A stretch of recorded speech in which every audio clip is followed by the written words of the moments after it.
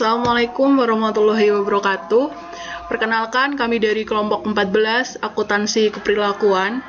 Di video kali ini, kelompok 14 akan menyampaikan materi bab 22 mengenai aspek keperilakuan pada akuntansi sosial.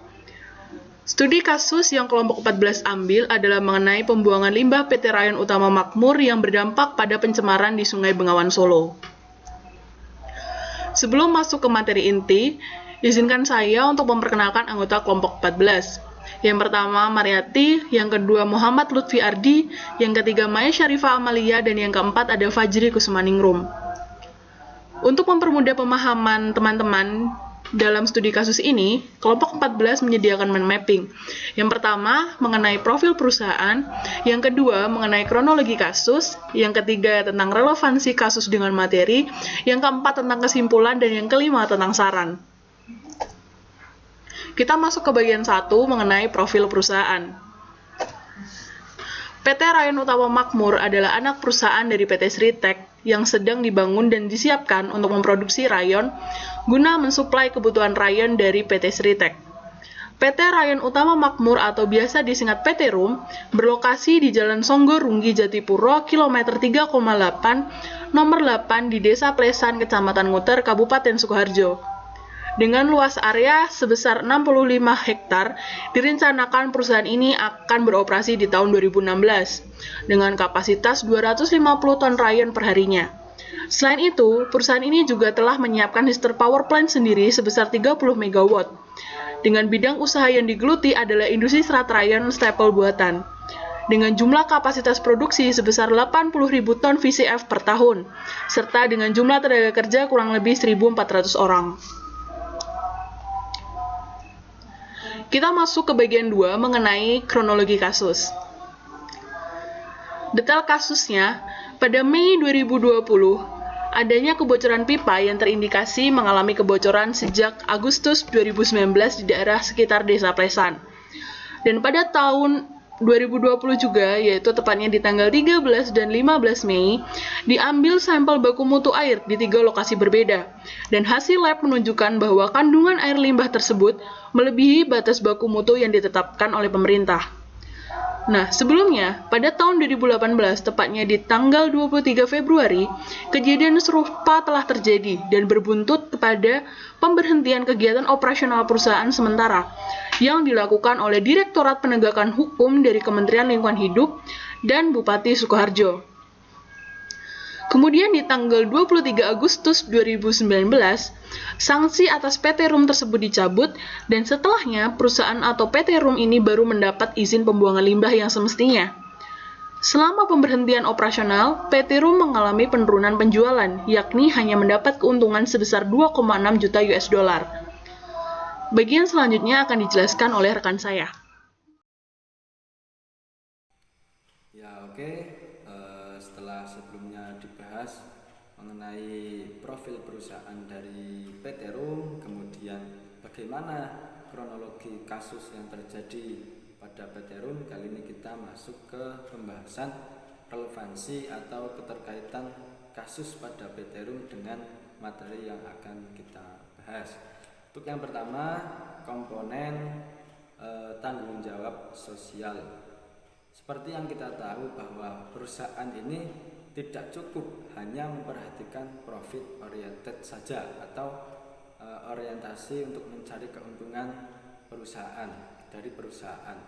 Namun di sisi lain perusahaan juga harus memperhatikan yang namanya tanggung jawab sosial. PT RUM dianggap belum melaksanakan tanggung jawab sosial karena berdasarkan bukti dengan fakta yang ada, PT RUM ini belum melaksanakan tanggung jawab sosial secara legal maupun diskresioner.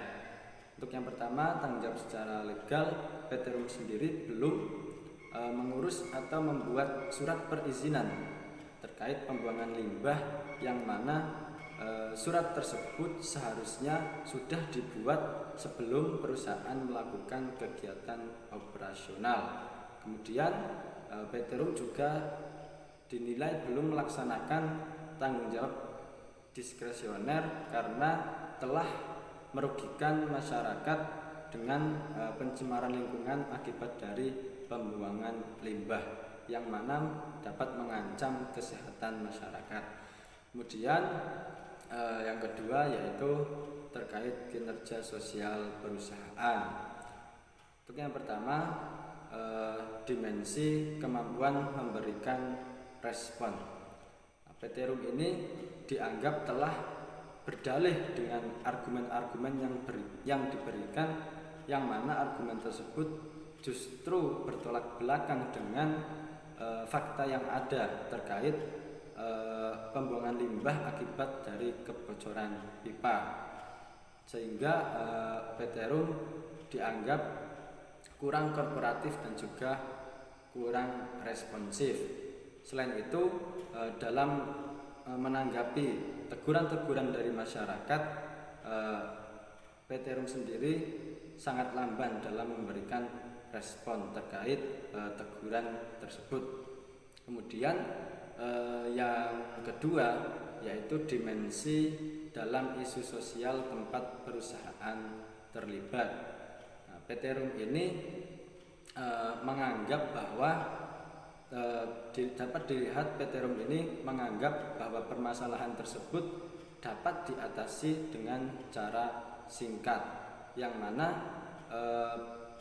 PT Rum sebagai pihak yang telah melakukan pencemaran tidak mengindahkan teguran-teguran dari masyarakat dengan terkait pembuangan limbah tersebut, sehingga dari pembuangan limbah tersebut dapat memberikan kerugian bagi masyarakat berupa pencemaran lingkungan yang dapat mengancam kesehatan masyarakat sekitar.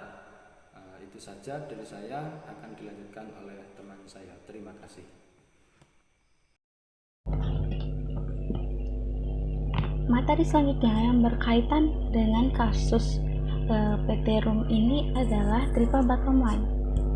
Nah, pada fase triple bottom line ini itu terkait dengan salah satu dimensi dari garis besar ruang lingkup akuntansi sosial dan lingkungan. Dimensi corporate responsibility. Nah, corporate responsibility itu membahas mengenai usaha wujud tanggung jawab sosial organisasi ketika sedang mengejar profitabilitas sebagai tujuan organisasi. Namun pada kenyataannya PT Rum ini tuh tidak bertanggung jawab atas lingkungan sosialnya. Dilihat dari hasil tes pada sungai di mana tempat PT Rum ini membuang limbah pabriknya, hasil tes di air sungai ini tuh memiliki hasil berada di atas batas wajar. Seperti sulfida yang berada di atas batas wajar ini tuh memiliki akibat terhadap kesehatan kulit manusia, dan juga kadar COD yang tinggi dalam air pun dapat menyebabkan ikan-ikan yang berada pada sungai ini tuh dapat mati. Nah, selanjutnya ada audit sosial. Materi yang berkaitan dengan kasus ini juga audit sosial. Audit sosial ini berkaitan dengan pembuktian kewajaran atas akuntansi sosial dalam mengukur dan melaporkan dampak ekonomi sosial lingkungan. Dan audit sosial ini juga lebih memeriksa tentang kegiatan operasional perusahaan guna menilai kinerja perusahaan. Bisa dilihat dari kasus pada tanggal 23 Februari 2018, PT Rum ini dicabut kegiatan operasionalnya oleh Direktorat Penegak Hukum dari Kementerian Lingkungan Hidup dan Bupati Sukoharjo. Setelah diperiksa, itu ada beberapa masalah yang menyebabkan kegiatan operasional dari PT Rum ini tuh diberhentikan. Dalam pemberhentian operasionalnya, PT Rum ini tuh disuruh untuk membenahi pembuangan limbah, membuat saluran limbah, dan juga melengkapi surat-surat izin pembuangan limbahnya. Nah, di tahun-tahun sebelumnya PT Rum ini tidak memiliki surat izin untuk membuang limbah, tetapi hanya memiliki surat izin untuk mengolah limbah pabriknya. Nah, selanjutnya pada tanggal 23 Agustus tahun 2019, perhentian kegiatan operasionalnya ini dicabut. selanjutnya akan dibahas oleh teman saya. Baiklah, selanjutnya yaitu kesimpulan. Jadi kesimpulan yang dapat kita ambil yaitu kasus yang terjadi pada PT Rayon Utama Makmur dapat dikategorikan ke dalam kasus pencemaran lingkungan yang berdampak kepada kesehatan masyarakat sekitar. Nah, hal ini dapat ditunjukkan oleh hasil lab dari sampel baku mutu air di lokasi pipa bocor di Kali Gupit, kemudian parit belakang pabrik, kemudian mulut pembuangan limbah PT Rum di Bengawan Solo yang menunjukkan hasil yang buruk. Lalu, hal ini tuh berdampak kepada manusia seperti gatal dan iritasi kulit. Selain itu, kadar CO2 yang tinggi dapat menyebabkan ikan di sungai juga mati. Nah, namun hal ini juga berdampak kepada PT Rum tersendiri karena berdampak pada nilai penjualan produknya serta cita perusahaan menjadi nilai buruk oleh masyarakat sekitar. Nah, kemudian apa aja sih saran-sarannya? Nah, jadi saran-sarannya itu yang pertama, yaitu bagi perusahaan industri diwajibkan untuk memenuhi baku mutu lingkungan sesuai dengan peraturan perundang-undangan dalam menjalankan usahanya, terutama dalam pembuangan limbah. Sebab kan seperti yang kita ketahui kan, sudah ada peraturan yang mengatur mengenai hal tersebut. Kemudian yang kedua, yaitu pelaku usaha diharapkan melakukan pembuangan limbah sesuai dengan peraturan dan prosedur hukum yang telah ditentukan dari pemerintah. Dan selain itu harus mempunyai izin dari Kementerian Lingkungan Hidup dan penyimpanan. Maksudnya itu dari segi penyimpanan, kemudian pengumpulan, pemanfaatan, pengelolaan, dan atau penimbunan limbah bahan baku berbahaya dan beracun. Karena seperti yang kita ketahui, dalam kasus ini perusahaan baru mengurus izin-izinnya setelah perusahaan berjalan 2 tahun. Nah, mungkin itu aja yang bisa saya sampaikan. Kurang lebihnya mohon maaf dari kelompok kami. Wabillahi taufik wal hidayah. Wassalamualaikum warahmatullahi wabarakatuh.